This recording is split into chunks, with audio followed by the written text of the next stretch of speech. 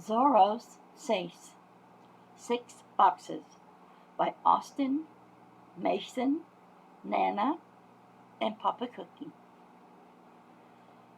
May the 8th, 2021, Austin's 10th birthday.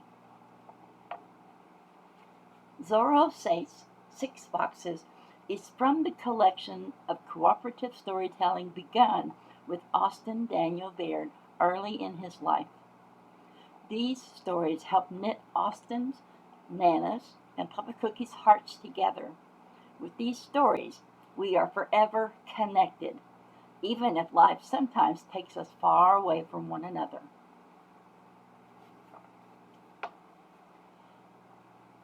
Zorros Seis, Six Boxes. Mom was going through her vacation to-do list as they drove to the vacation house. Her cell phone made its incoming message ping. She picked it up, read from it, then said, "The Parks and Wildlife Commission just put out an alert that there have been multiple sightings of wild foxes near the vacation house. That would be kind of fun to see a wild fox, wouldn't it?" Adeline was sitting in the second row and behind her mom, headphones on her ears, her eyes fixed on her iPad. Austin was sitting in the third row, headphones on, his face mostly hidden by the iPad. But the question perked up his curiosity, so he moved his headphones off of his ears and peered over the iPad.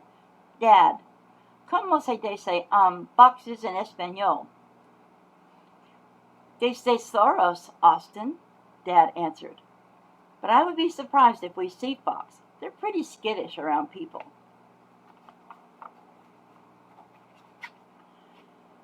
Adeline wanted in on the conversation. "Daddy, ¿cómo se dice I'm hungry in español?" "Tengo hambre," answered Daddy while looking at the kids through the rearview mirror. "Look in my pack. There's a bunch of granola stacks in it in the front pocket." Austin made a face as Adeline crawled near him to get to the cargo section of the SUV. "Dad, how do you say, 'are we there yet?'" Austin asked, failing to hide his irritation at his sister's knee on his sketchbook. Dad smiled. "Ya llegamos," he answered. "And the answer is, 2 horas y media." 2.5 hours? Dad, you said that over an hour ago." Austin, still irritated with his sister as she crawled back to the second row, impolitely dropping a bag of granola on his head and giggling. He inspected his sketchbook to make sure his sister didn't crumple the cover. Seeing that his sketchbook was unrumpled, he pulled the sides of the bag of granola and poured a little in his mouth. "Sisters," he mumbled through granola chewing. Daddy looked in the rearview mirror at each of them as they munched on granola. He watched with their reaction as he turned into the circular driveway of the vacation house. Adeline brightened. "We're here? Daddy, you said 2.5 more hours." Daddy chuckled. "Look, Adeline, Aunt Regina and Uncle Matt are already here," Austin said. The moment Dad put the SUV in park and the doors unlocked, granola went everywhere as the kids scrambled out and ran toward the house. Aunt Regina, Uncle Matt, Emery, and Asher came out the front door with open arms. Everybody shared hugs, handshakes, and happy greetings. Then they got busy unloading the SUV. After things were pretty much in hand, Dad pulled Austin aside and told him to get the ladder from the garage, climb up on the roof, and take the cover off the attic turbine. He told Austin to be quick and quiet so none of the other kids were tempted to try and get on the roof too. After he had the cover off the turbine, Austin sat quietly on the roof of the vacation house and looked out over the countryside. Austin was excited. Dad said that he was finally old enough to sleep out a fair distance from the house with his best friend Mason and his younger cousin Asher. They had researched how to build a tree fort out of a domed structure you make out of young bendable trees. It would be their boys' only tree fort. As Austin surveyed the landscape, he spied the largest tree in the field, and it was a good 100 yards from the house. That would be perfect. They could see the house but be far enough away to really be on their own. He looked closer to the house for a possible perfect place for the girl tent. Mom and Daddy brought Adeline. She, her friend Stormy, and her older cousin Emery would sleep there, closer to the house. He spied what he thought would be a good place, still in the yard, but far enough away so the girls' giggling wouldn't keep the parents up all night. Both Austin and Adeline made signs for their forts and tents. Austin's sign read, "No girls allowed." Adeline's sign read, "No boys allowed, except for Daddy." Just then, Adeline appeared on the ground where she could see Austin. She called up to him, "Mason and Stormy are here. We're all going to help them get the stuff out of their SUVs." With message delivered, Adeline ran back around the house to start helping with the unloading. Austin climbed down, slid the ladder into its shortest length, then walked it back to the garage.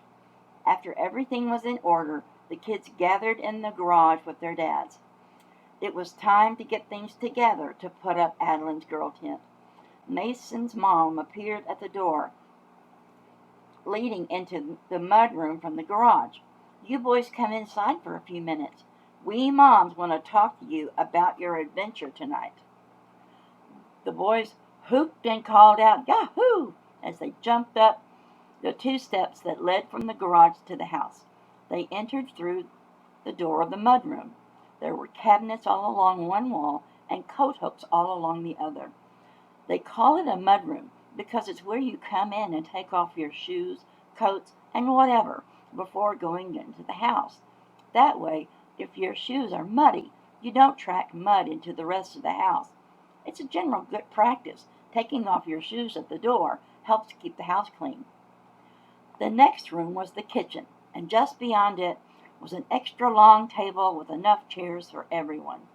The table stood in front of a set of large plate glass windows. They looked out across the entire back of the property and the fields beyond. Austin could see why Mom and Dad picked this vacation house. They knew the kids were sleeping outside with this great big window, the parent could keep an eye on the kids. Because, as Nana says about her #1 rule, it is important to be safe at all times. Mommy and Daddy worked very hard to keep that rule also. Mason, Asher, Mom, Aunt Regina, and Mrs. Bunkley were at the table. Mom had her clipboard, and all the moms were talking about plans already made and the rules for the boys who would be sleeping a long way from the house. Austin half listened. He was distracted, watching the dads and the girls setting up the girl tent. The girls were running back and forth with their arms full of pink and purple sleeping bags, pillows, pink and purple battery-powered Christmas lights, and solar lights the girls would put on stakes around the outside of the girl tent. They made pretty triangle flag garlands to decorate the outside of the tent, and then all kinds of things to decorate their girly extravaganza tent. Austin shook his head.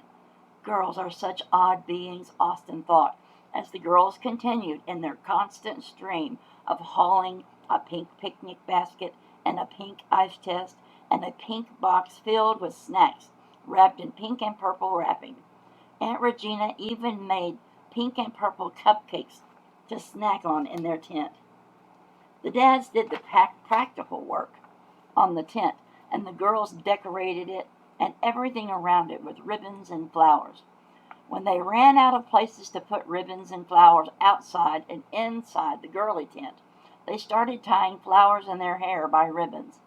It was certainly a girly glam extravaganza. The boys were anxiously shifting in their seats, their feet jiggling with anticipation as the moms repeated rules They had been preaching to the boys since the parents first agreed to let the boys build a fort and sleep a further distance from the house than any of them had to that point. Finally, the moms were finished. The boys leapt up from the table as if a trigger had been pulled, and they were each released at the exact same time. They scooted the chairs out of the way noisily and charged through the kitchen, the mud room, the garage, out the house, and out where the dads were finishing up with the tent. The dads told the boys to begin collecting long, bendable branches.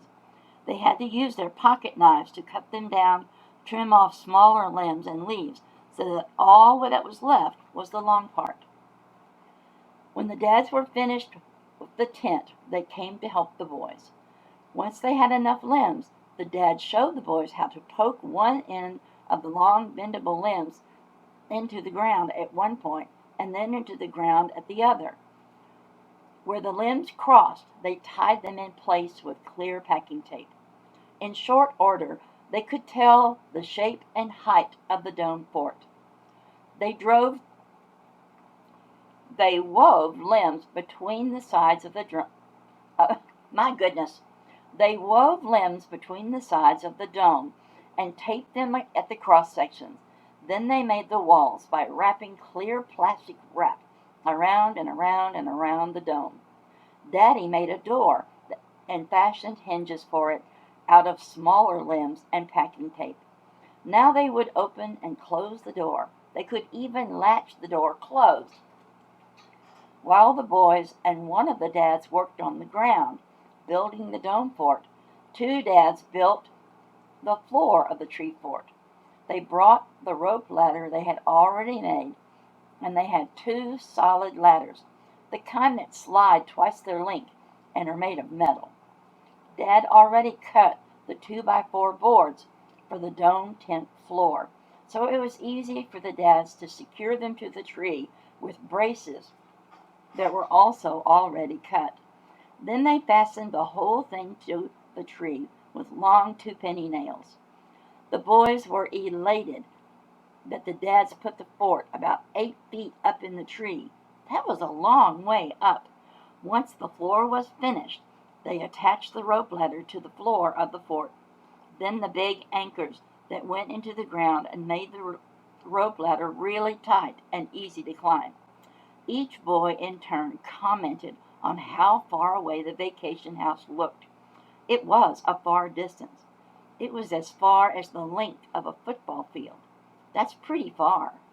All the boys couldn't wait to be on their own in their fort and be able to explore the fields around the property. The rule was the boys had to be able to see the vacation house from wherever they explored. That would be easy because most of the trees and the brush was pretty short, except for the big, beautiful tree. Austin noticed one of the moms standing in the big picture glass window that stood next to the extra long table and chairs. He was pretty sure it was Mrs. Bunkley, Mason's mom. After a couple of hours, the dads looped the thick rope to a higher beam of the tree and let the boys pull together to hoist the finished dome fort up onto the 2x4 floor. Oh, it was so high! As the dads finished anchoring the dome fort, the boys made multiple trips to the garage to fetch all their camping gear to the tree fort. They marveled at how small the tree fort looked from the vacation house. It felt like they were going to be sleeping miles away from their parents tonight. The girls were giggling and playing in their super glam girl tent. Every few minutes they told a joke in which the punchline included, no boys allowed, except Daddy. Then they giggled all the more. The boys were having a blast. They climbed up and down the rope ladder and all along the big limbs of the tree. They could hang by their hands and drop to the ground and roll to break the extra long fall. Goodness, it felt so dangerous and wonderfully exciting. They made swords of sticks, then ran across the field to explore. The girls were exploring too. Of course, they had the same rule. They could only explore as far as they could easily see the big glass windows at the back of the house. And yes, there was always a mom standing in the window or even outside by the large yard chairs that were gathered around a fire pit. Every few minutes the girls looked to make sure they were not exploring too far away. After a while the boys went back and forth for snacks. Suddenly they heard Stormy whisper shouting up from the bottom of the rope ladder. "You guys, guess what we found?" Asher poked out his head of the fort and called down, "What?" "Shh!" Stormy warned him as she put her fingers to her lips. "We have to be quiet. We don't want to scare them." Austin and Mason joined Asher, looking out of the fort door. "Them who?" whispered Austin. "Baby foxes," whispered Stormy. "They are playing on some rocks over there." They looked towards the large outcropping of rocks, probably another 100 yards from the fort and the girl tent. The other girls were crouched down behind some brush and peering through it at the baby foxes who were playing and napping. The boys hurried down the ladder. They and Stormy crept behind the brush as quietly as they could and joined the two other girls. Every now and then one of the kids made a bit of a noise and the baby foxes froze and looked around. Someone made a menacing "shh," and everybody pressed their lips together. The baby foxes must have been pretty young, because they were wobbly and seemed a little unsure about how far to go from the foxhole. Two were wrestling, and suddenly one bit the ear of the other, and it made a yelp. One of the girls giggled a bit too loudly, and all the foxes instantly scampered out of sight. Suddenly they all heard a loud whistle from the vacation house. Daddy was standing close to the girl tent and called, "You kids are too far away. It's getting dark. It's time for you girls to get into your tent and boys to get into your fort." "Yes, sir," each kid called at different times. The 6 children raced back until the girls had to turn and go one way to their tent, and the boys went the other way toward the fort.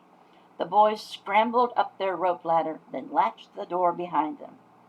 A good thing about having plastic wrap on the walls of the fort was that the boys could look toward the vacation house and see the moms and dads around the big table through the picture glass window.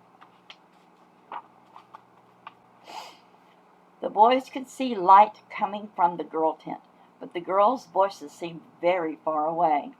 After a while, the moms and dads built a fire in the pit and sat around outside talking and laughing. But the boys could not understand them. They were too far away. Every now and then, somebody must have said something extra funny, and the adults laughed and raised their voices about the happy stories they were sharing. And all around them were the tiny little flashes of lightning bugs. As the night wore on, the fire in the fire pit died down, and the parents went inside. Lights would go off and on and off around the house if somebody went into a different room of the house. After a while, most of the house was dark, except the room where the extra long table and chair stood. The boys noticed there was always a mom standing near the chair they had put right next to the window. As the hours passed, the boys recognized the shapes of each of the moms standing or sitting in the chair at the window. The boys grew tired and started settling into their sleeping bags. The night sounds were so interesting and a little scary. They could hear crickets, birds, odd noises made by some of the small animals on the ground. Austin lay in his sleeping bag, looking out toward the vacation house as his eyes grew heavy. The last time he looked toward the big window, the mom chair was empty. Austin was shaken awake by loud cries of the girl, "Austin! Mason! Austin! Asher! Fire! Fire! Fire!" Instantly, Austin smelled the thick smoke and could see the blaze very near the girl tent. It had cut off the girl's way back to the house, and it was spreading quickly towards the boy fort.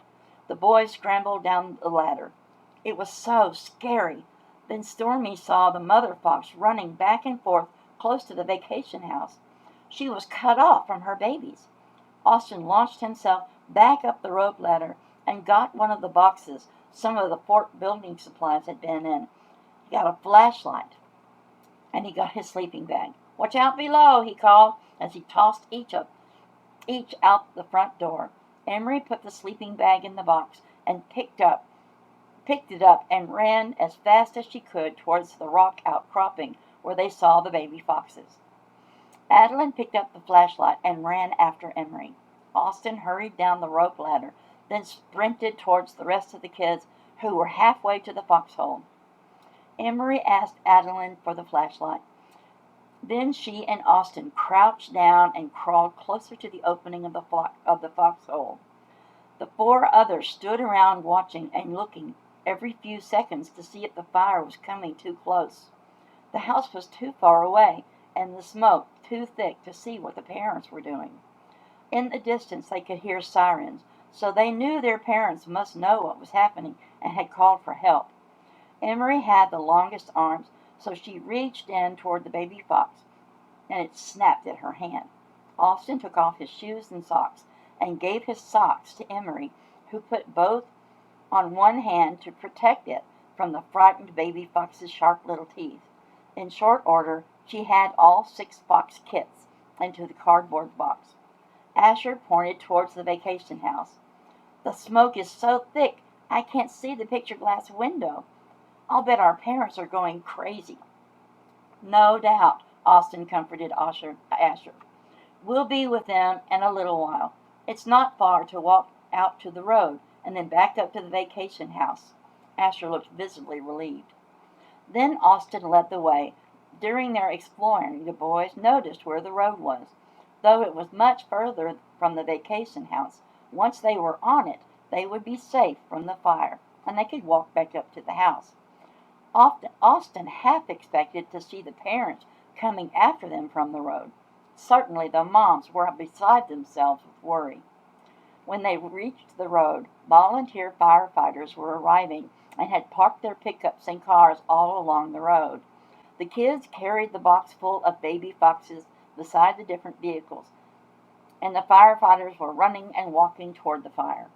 Just before they made the last big turn on the road leading up to the house, a big red water truck drove by with the sirens blaring.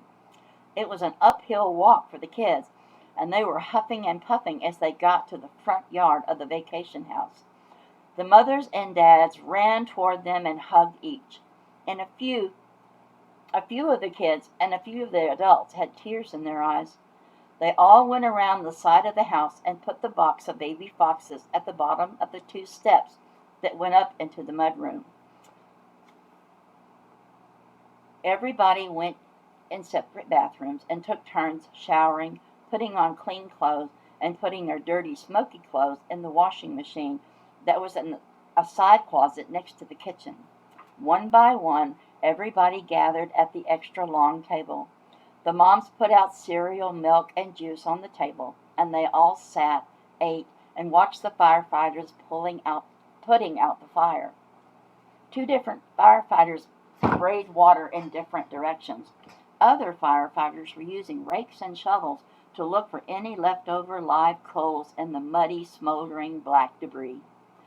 The boy fort and the girl tent were black mounds. Some of the longer limbs of the fort were still tied together and dangling at an odd angle from the charred tree.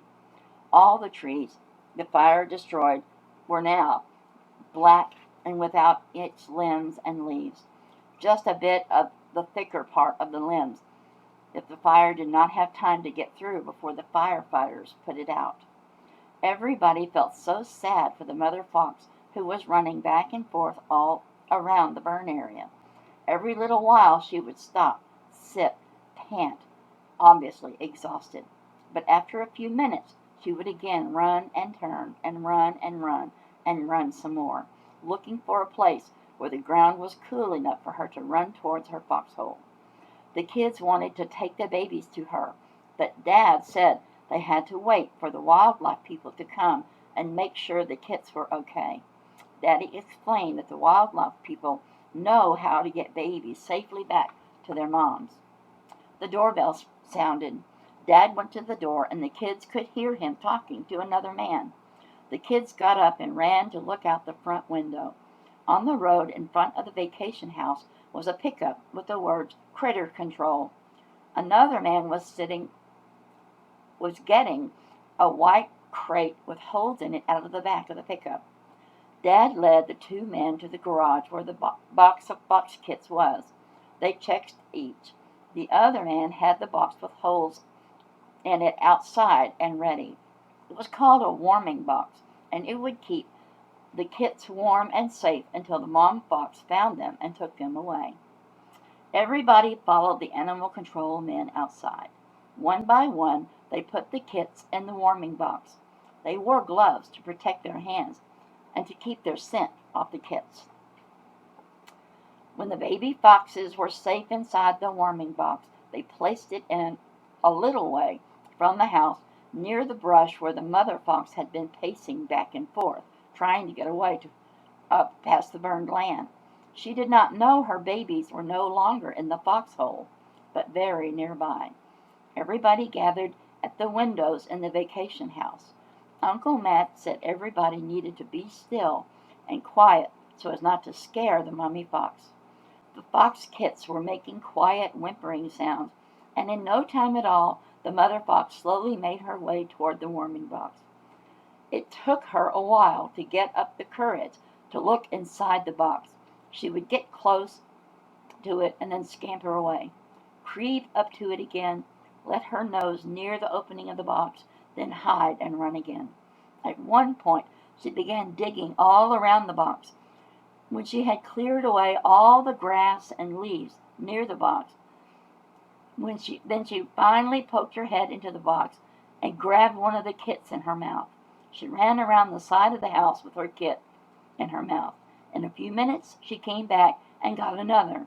In short order she had all the kits, and she disappeared. Everybody was so relieved.